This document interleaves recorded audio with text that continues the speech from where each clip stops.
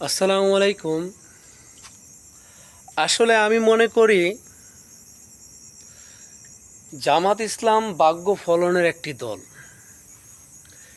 এটার মূল কারণ, আর এই কথাটা বলার কারণ একটাই, কারণ এই নাসিরউদ্দিন পাটোয়ারি জামাতের সাথে যোগ দেওয়ার আগ মুহূর্তে তার কথা বা তার চাল চলন কেউ দেখতে পারতো না, তাকে কেউ সহ্যই করতে পারতো না।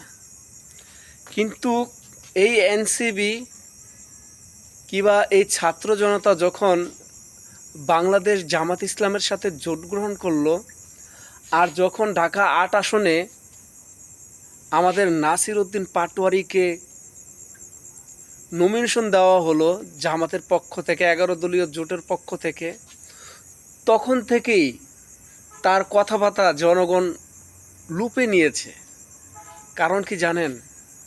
কারণ একটাই, বাংলাদেশ জামাত ইসলাম এত শৃঙ্খল একটি দল, তার কাছে যেই আসবে, তার কাছে যেই শপথ নিয়ে আসবে, তার মন মানসিকতা একবারে ধুয়ে মুছে পরিষ্কার হয়ে যাবে। তার একটি উদাহরণ হলো গিয়ে এই নাসিরউদ্দিন পাটোয়ারি।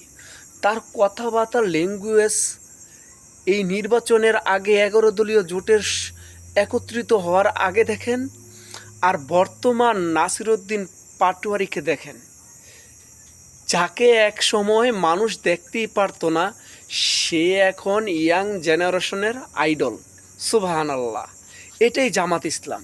আর এটাই বুঝতে হবে, যদি বাংলাদেশ জামাত ইসলামকে ক্ষমতায় আনা যেত, তাহলে এই দেশে আরও কত সুন্দর সুফল ফলানো যেত। ভালো থাকবেন। আসসালামু আলাইকুম।